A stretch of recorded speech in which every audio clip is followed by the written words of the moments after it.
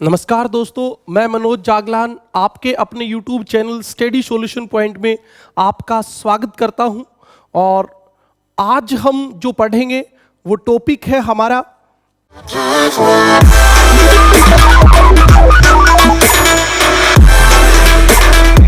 भारत की झील।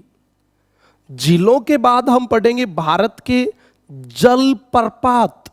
जलप्रपात के बाद हम भारत में पढ़ेंगे घाटी, और घाटी के बाद हम पढ़ेंगे नदी विवाद।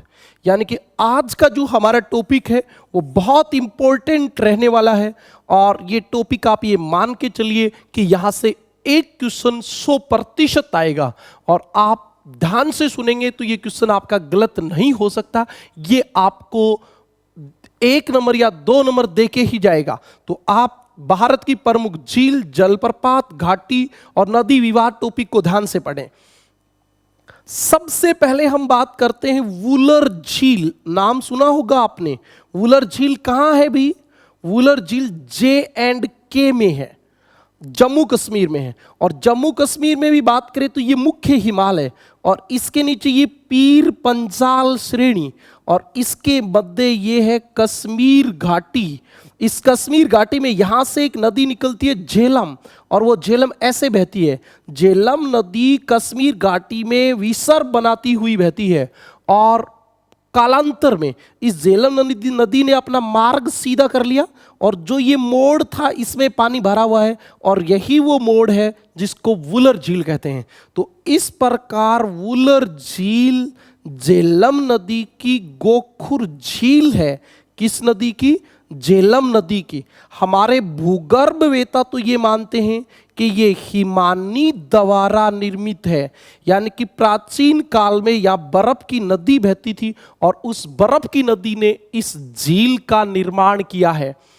आप समझें, इस नदी पर एक परियोजना बनी हुई है, तुलबुल परियोजना। तुलबुल परियोजना, यह भी इंपॉर्टेंट बात है।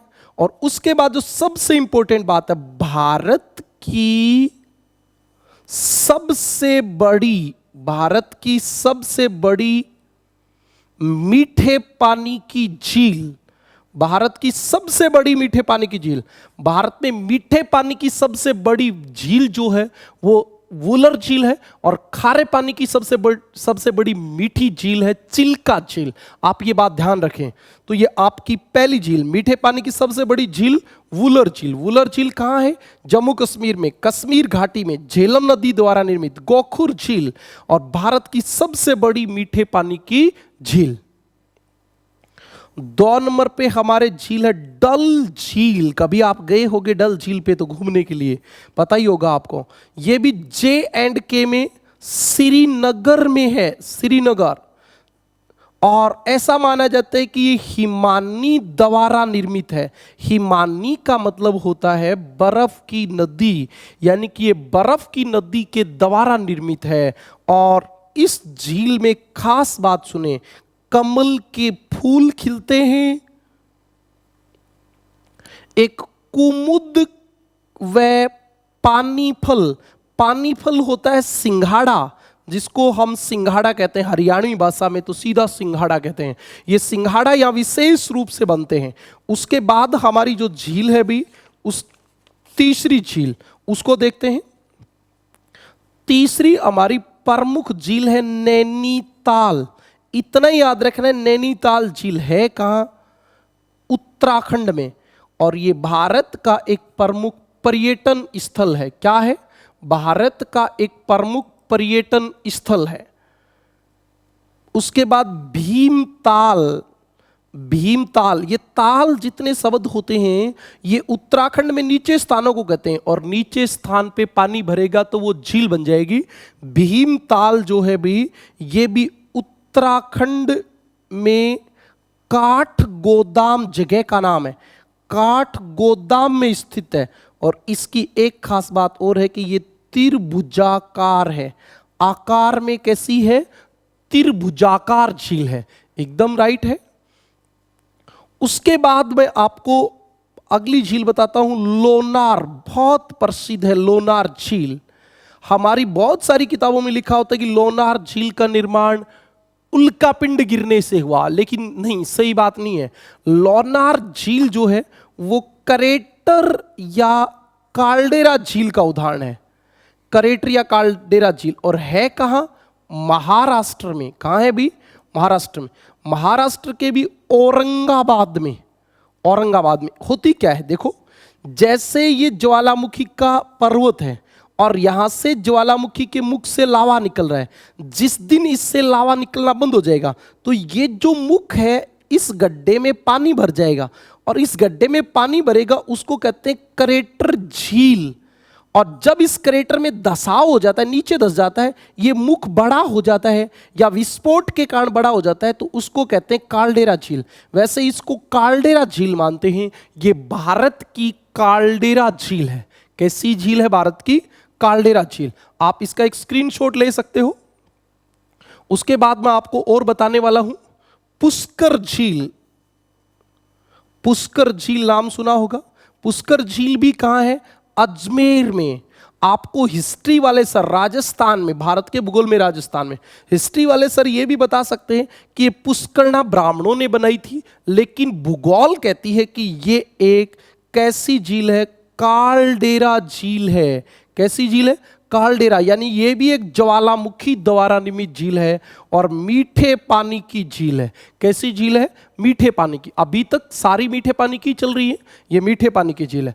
उसके बाद हम अगली झील की बात करते हैं, जो मैंने अभी आपको पिछले वीडियो में कृष्णा और गोदावरी के मध्य बताई भी थी, और वो आपकी झील है कोलेरू झील। बहुत बहुत इंपॉर्टेंट झील है कोलेरू झील। कहां है?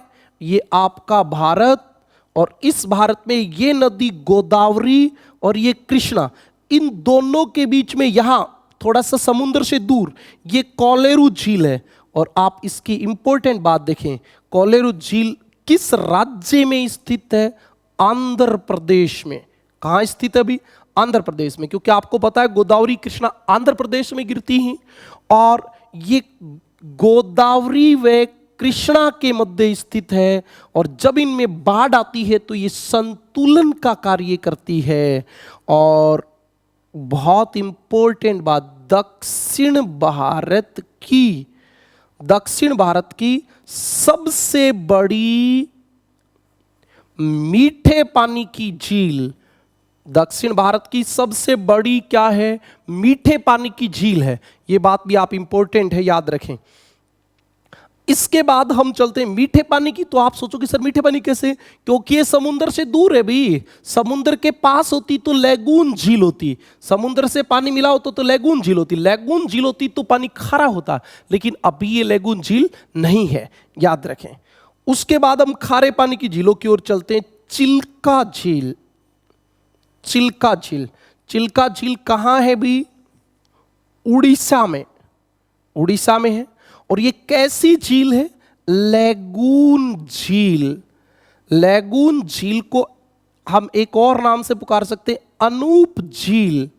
क्या होती है लैगून झील या अनूप झील? तो सुने, जैसे आपका ये भारत है और यहां समुद्र का पानी ऐसे तट के ऊपर से आके और आंतरिक भाग में इकट्ठा हो जाता है, और इसका ऊपर का जल समुद्र से मिला होता है, यानी कि इसमें ऊपर से पानी समुद्र से मिला होता है। जैसे ये झील है और ये इधर समुद्र है, और इसका ऊपर वाला किनारा इतना ऊंचा है, इधर समुद्र है।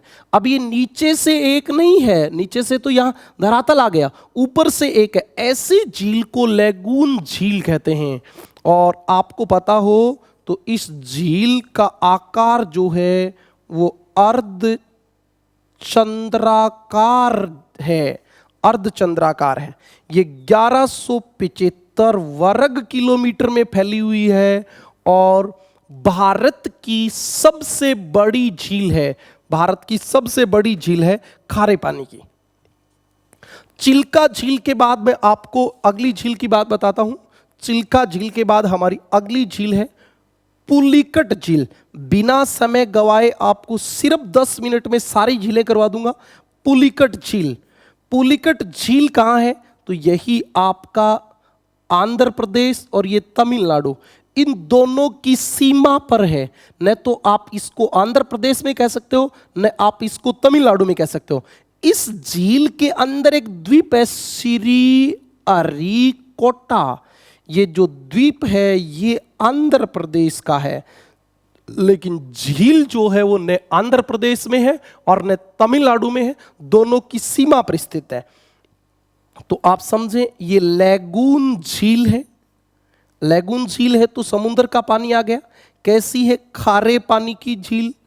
और इसके अंदर श्री हरिकोटा द्वीप स्थित है, जो भारत का रॉकेट प्रक्षेपण केंद्र है। क्या है?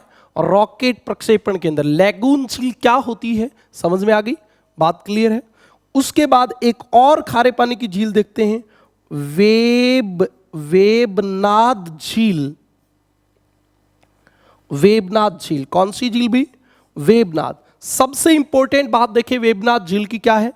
वेबनाथ झील केरल में स्थित लैगून झील है।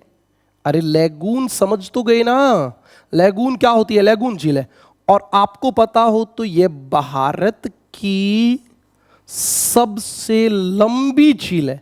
सबसे बड़ी नहीं, सबसे लंबी झील है। और आपको पता होना चाहिए ये 96.5 किलोमीटर लंबी है। तो ये भारत की सबसे लंबी झील है। और केरल में आपको पता होगा लैगून झील जो होती है उसको कयाल कहते हैं। कयाल ये अलग नाम है। मैंने आपको बताया भी था तटीय प्रदेशों में कि भारत में सबसे ज्यादा लैगून झील केरल में मिलती है। केरल में लैगून झील को क्या कहा जाता है? कयाल कहा जाता है। इसके बाद आपको पता हो तो जैसे ये लैगून झील ऐसे है केरल तट पे, इसके उत्तरी भाग में कोच्चि बंदरगाह स्थित है। कोचीन बंदरगाह। कोचीन बंदरगाह केरल में प्राकृतिक बंदरगाह किस झील में स्थित है? वेबनाथ झील में स्थित है। ये आपकी खास बात थी। और आपको पता हो तो इसके पूर्वी तट पे यहां एक पक्षी अभ्यारण्य है जिसका नाम है कुमारकोम पक्षी अभ्यारण्य। कुमारकोम पक्षी अभ्यारण्य। और इसके बाद हमारी झील बच गई सांबर झील। सांबर झील। सांबर झील को सब जानते हो। सांबर झील राजस्थान में स्थित है। भारत के भूगोल में सिर्फ राजस्थान में स्थित है। राजस्थान में किस जिले में स्थित है? जयपुर में।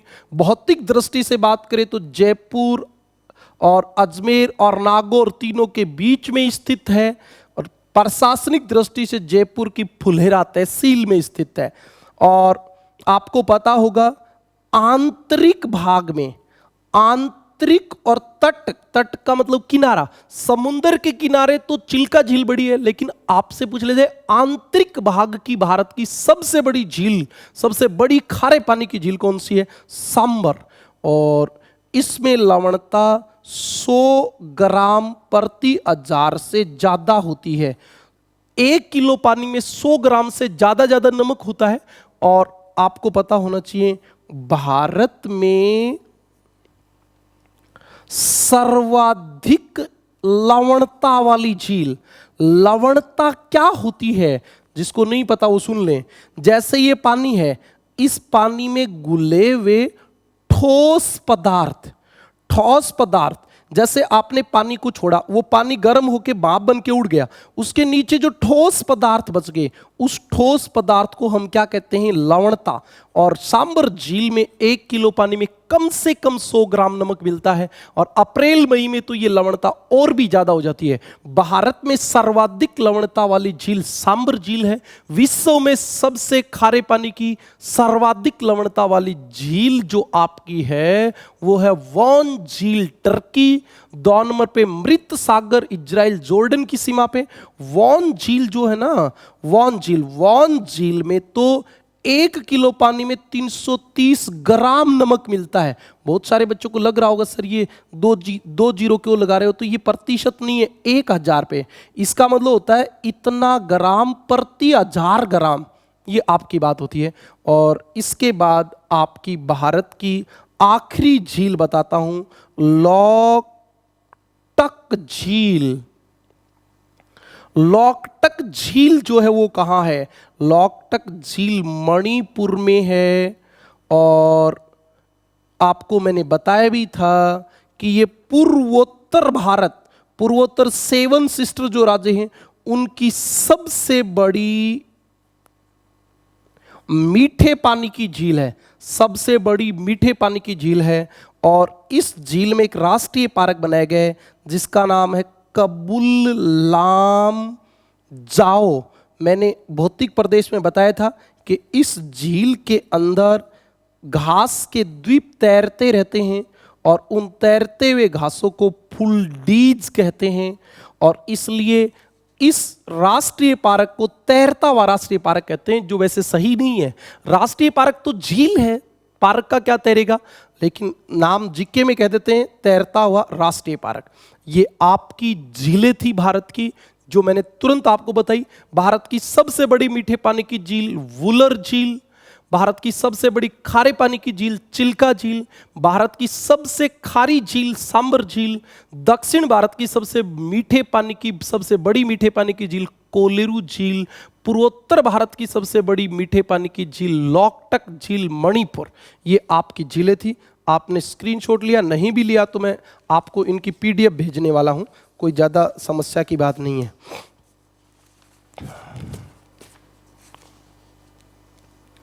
अब आपको मैं भारत की प्रमुख घाटी बताने वाला हूं। आज की क्लास सबसे इंपॉर्टेंट है नदियों में। जो बच्चों ने धैर्य खो दिया नदी पढ़ते पढ़ते, वो आज घाटे में चले जाएंगे, नुकसान में चले जाएंगे। अब भारत की प्रमुख घाटी, बहुत सारी भारत में लगभग 10-11 घाटी प्रसिद्ध हैं, उनको आपको मैं अभी बताने वाला हूं। तो आप समझे भारत की प्रमुख घाटी कौन कौन सी है। आप बताते चले। मूर्खा घाटी, मूर्खा घाटी कहां है, होती क्या है बी घाटी? तो ये एक पर्वत, ये दूसरा पर्वत, दो पर्वतों के बीच का जो मैदान होता है उसको हम क्या कहते हैं? घाटी कहते हैं। क्या कहते हैं? घाटी। तो मूर्खा घाटी कहां है? शाबाश बताओ, लद्दाख में। मूर्खा घाटी कहां है? लद्दाख में। कश्मीर घाटी कहां है भाई? कश्मीर घाटी, कश्मीर घाटी ये महान हिमालय और ये आपका पीर पंजाल श्रेणी, पीर पंजाल श्रेणी। और वैसे बात करें तो J&K में, राजनीतिक रूप से कहां है? जम्मू कश्मीर में। ये आपकी दूसरी घाटी हो गई। तीसरी घाटी नुब्रा घाटी। नुब्रा घाटी आपको पता होगा, सियाचिन ग्लेशियर वाली। तो ये कहां है? लद्दाख में। बहुत इंपॉर्टेंट है भाई, ये इंपॉर्टेंट की पावर 1000, याद रखें। नुब्रा घाटी लद्दाख। आपको सभी घाटी एक साथ इकट्ठी बता दूंगा, आप लिख लेना फिर याद कर लेना। सर्रू घाटी कहां है? सर्रू घाटी ये भी लद्दाख में है। और लद्दाख में आप बिल्कुल एक्यूरेट जानना चाहो तो कारगिल के निकट, कारगिल के निकट है सर्रू घाटी। 5 नंबर आपकी घाटी है किन्नौर घाटी। शाबाश बताओ, किन्नौर घाटी कहां है? किन्नौर घाटी हिमाचल प्रदेश में है और सेब उत्पादन के लिए प्रसिद्ध है। किसके लिए प्रसिद्ध है? सेब उत्पादन के लिए। 6 नंबर है कुल्लू घाटी। कुल्लू घाटी कहां है? हिमाचल प्रदेश में, यह भी सेब उत्पादन के लिए प्रसिद्ध है। 7 नंबर आपकी घाटी है भी चंबा घाटी। चंपा नहीं है, चंबा है। चंबा घाटी व कांगड़ा घाटी। बहुत सारे बच्चे कहेंगे सर ये तो हिमाचल प्रदेश जम्मू कश्मीर में आ रही, तो ज्यादा पर्वत जम्मू कश्मीर हिमाचल प्रदेश लद्दाख में ही तो हैं, वहीं मिलेंगी। एक आपकी अगली घाटी, पिछले दिनों ही परीक्षा में पूछा गया था, फूलों की घाटी। फूलों की घाटी, फूलों की घाटी कहां है भी? उत्तराखंड में, उत्तराखंड में है। 9 नंबर घाटी देखो, जुक्कू घाटी। जुक्कू घाटी, जुक्कू घाटी कहां है? नागालैंड में। जुक्कू घाटी नागालैंड। और शांत घाटी हजारों बार पूछा गया है, शांत घाटी कहाँ है? साइलेंट वैली राष्ट्रीय पार्क केरल, केरल में है। और एक और आप देखें, स्पीति घाटी, स्पीति घाटी कहाँ है? हिमाचल प्रदेश में। और ये हिस्ट्री में बौद्धों के प्रसिद्ध मठ जो हैं उनके लिए प्रसिद्ध है। ये आपकी घाटी थी, तो मैंने 2 मिनट में आपको सारी घाटियां करवा दी। ध्यान से सुने।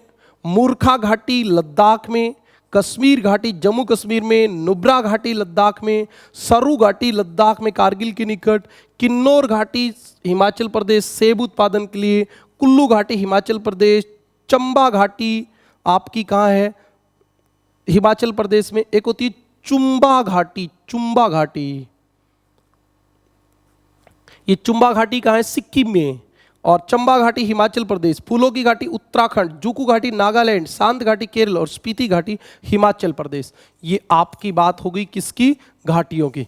इसके बाद जो हम बात करने वाले हैं वो बहुत इंपॉर्टेंट बात करने वाले हैं, और आप लगातार इनको स्क्रीनशॉट के द्वारा समझ सकते हो। अब मैं बात करने वाला हूं नदी जल विवाद की, और नदी जल विवाद के बाद तुरंत आपको 10 मिनट में मैं जल प्रपात भी करवाऊंगा। तो नदी जल विवाद मुख्य बता देता हूं। नदी जल विवाद, भारत में किन किन नदियों पे जल विवाद चल रहा है और वो किन राज्यों के मध्य चल रहा है, इसकी बात हम आज करने वाले हैं। अभी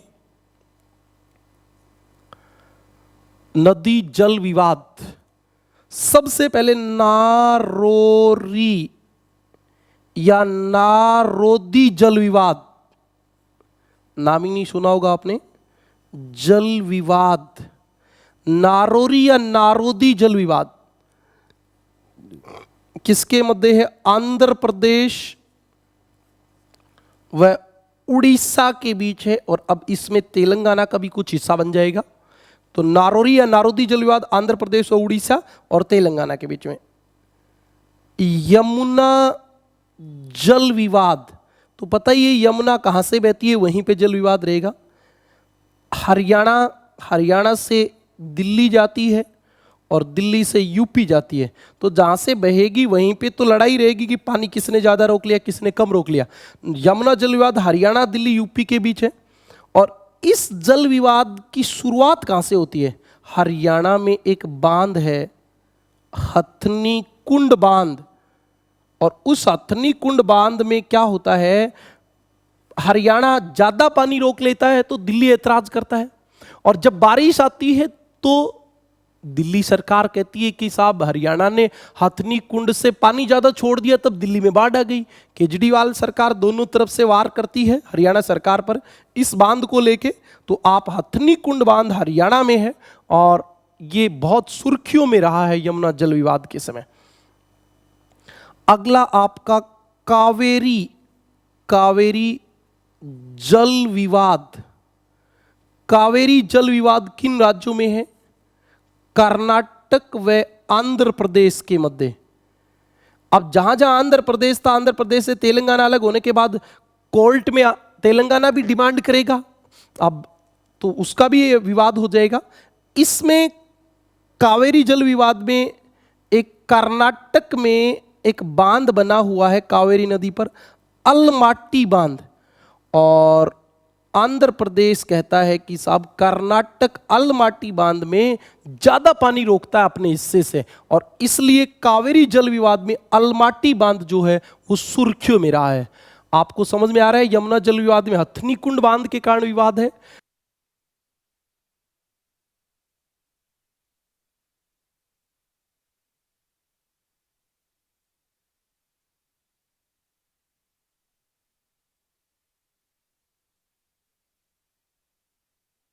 कृष्णा नदी जल विवाद कर्नाटक व आंध्र प्रदेश के बीच है, और कावेरी जल विवाद है वो कर्नाटक व तमिलनाडु के बीच है। एक बार पुनः बता देता हूं दोनों ही जल विवाद, थोड़ी सी मिसअंडरस्टैंडिंग हो गई, एक बार पुनः समझे।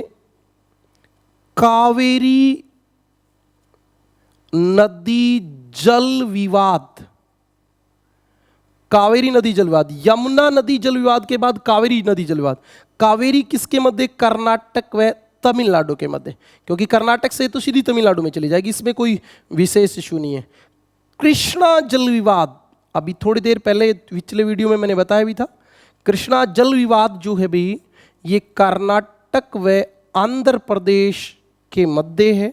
जहां जहां आंध्र प्रदेश आएगा उसमें तेलंगाना भी अपना हिस्सा मांगेगा।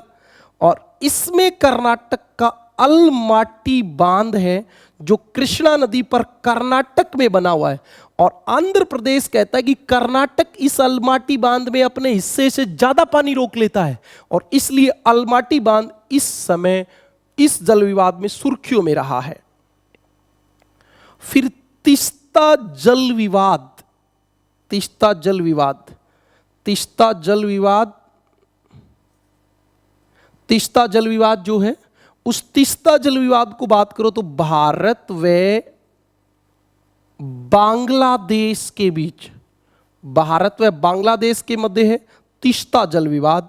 आपको पता ही है तीस्ता नदी भारत से बांग्लादेश में जाती, बांग्लादेश कहता है कि भारत पानी ज्यादा रोक लेता है।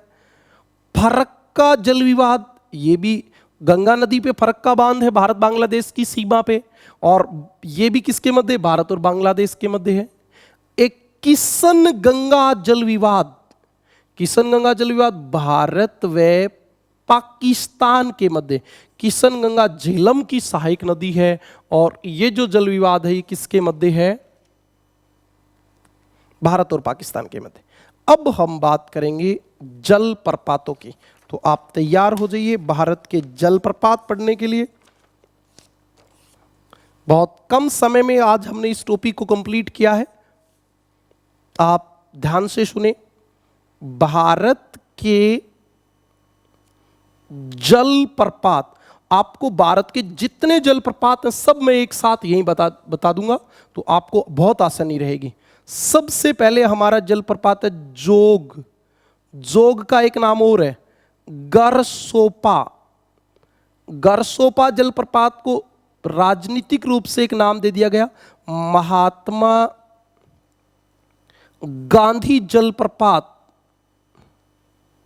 और ये अब देखो ये सारे नाम एक ही, जोग, गरसोपा, महात्मा गांधी जलप्रपात।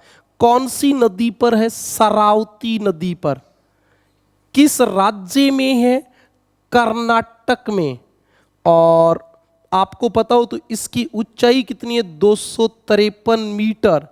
और भारत का सबसे ऊंचा जलप्रपात है, भारत का सबसे ऊंचा जलप्रपात है।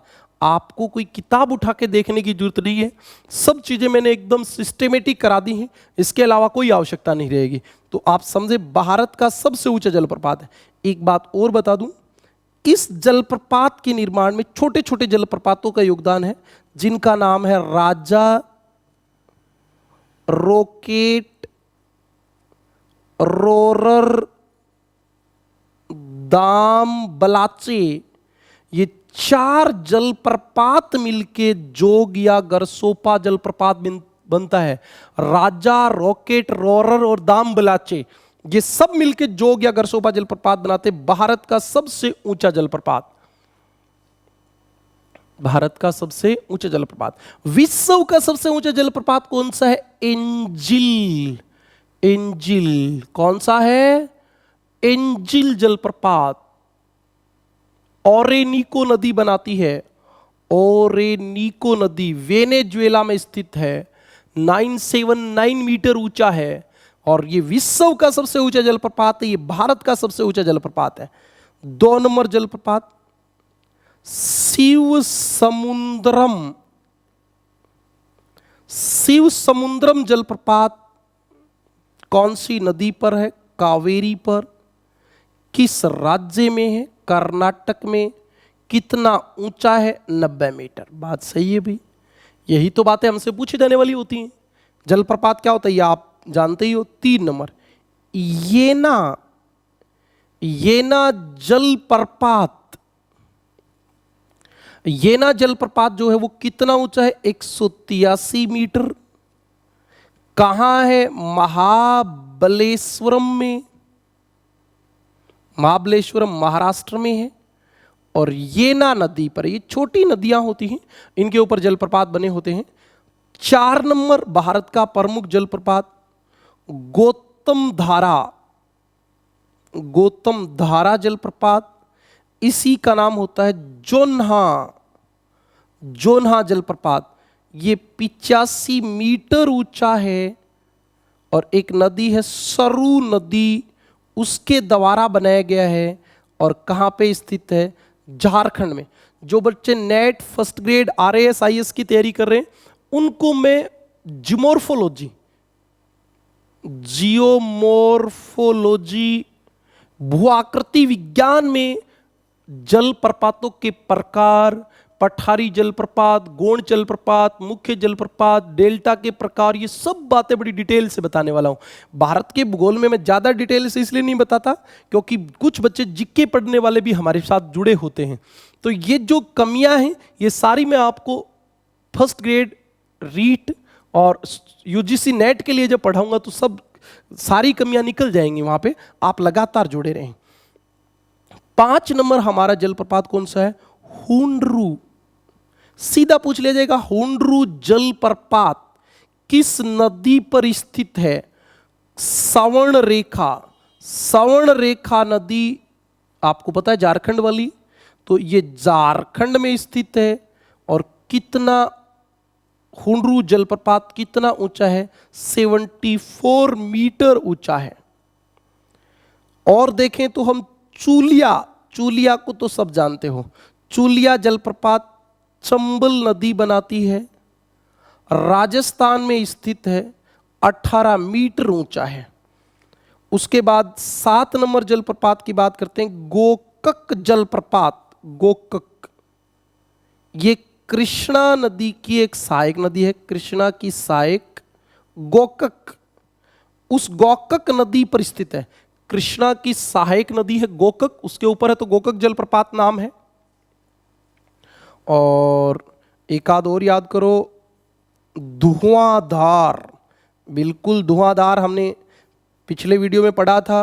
नर्मदा नदी जबलपुर के पास मध्य प्रदेश में ये जलप्रपात बनाती है। और एक और चित्रकूट जलप्रपात, चित्रकूट जलप्रपात, चित्रकूट जलप्रपात कौन बनाती है? इंद्रावती नदी। इंद्रावती नदी कहां बनाती है? छत्तीसगढ़ में, छत्तीसगढ़ में बनाती है।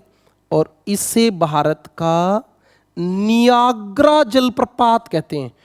क्यों कहते हैं वो सुनो। नियाग्रा जो है ये सेंट लॉरेंस नदी बनाती है। कौन सी नदी बनाती है? सेंट लॉरेंस नदी।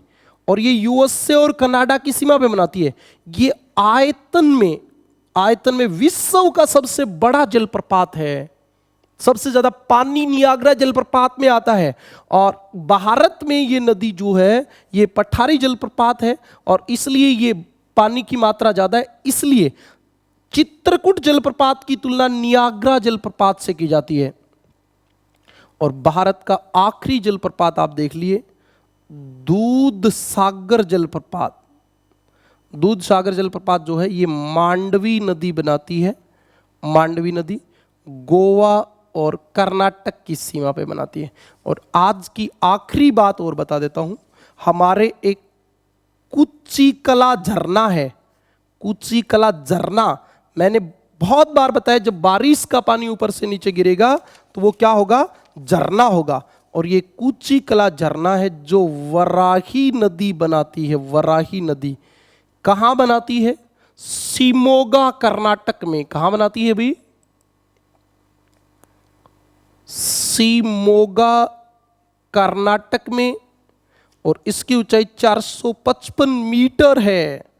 455 मीटर है, 455 मीटर है। और ये भारत का सबसे ऊंचा झरना है। झरना, झरने का मतलब होता है बारिश का पानी ऊपर से नीचे गिरना, और जलप्रपात का मतलब होता है नदी का पानी ऊपर से नीचे गिरना। और आज हमने भारत की नदियां टॉपिक कंप्लीट कर दिया। आशा और उम्मीद दोनों ही करता हूं कि आपके समझ में आया होगा।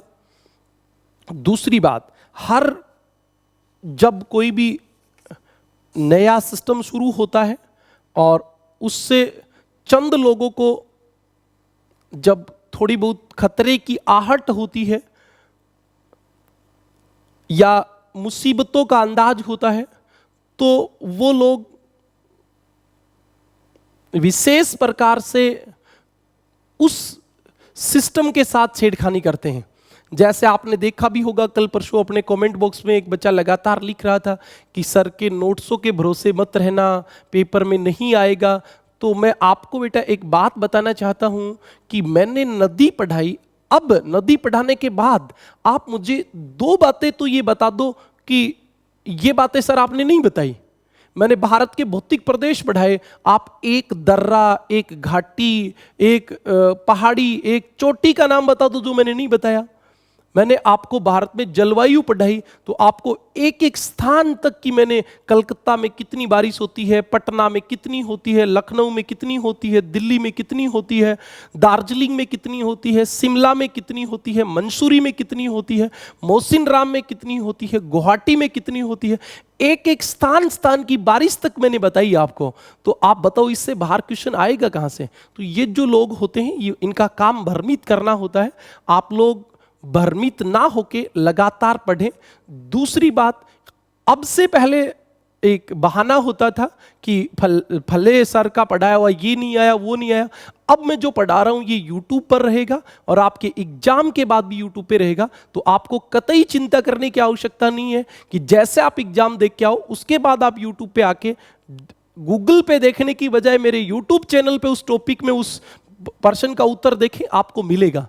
कहीं चिंतित होने की आवश्यकता नहीं है। आपको 100% ऑफलाइन के बराबर या ऑफलाइन से अच्छी क्वालिटी में देने की कोशिश करूंगा। और आपको मैं लगातार पीडीएफ भी उपलब्ध करवा रहा हूं, लेकिन ये पीडीएफ वाला काम अब ज़्यादा लंबे समय तक अपन नहीं करेंगे, क्योंकि मैंने आपसे एक वादा किया था कि मैं आपको पीडीएफ उपलब्ध कराऊंगा।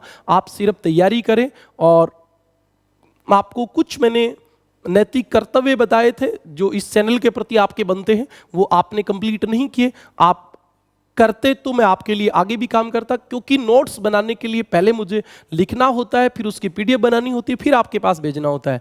लेकिन आपने ऐसा नहीं किया। आप अच्छी मेहनत करते तो मैं और अच्छी मेहनत करता। अब अभी भी आप लोग ज़्यादा से ज़्यादा कोऑपरेट कीजिए। ये यूट्यूब चैनल आपका है, आपके लिए बनाया गया है। ये यूट्यूब चैनल आपके लिए काम कर रहा है। और कोई भी कमी रहती है तो आप मुझे कमेंट के द्वारा बताइए, उस कमी को दूर करेंगे।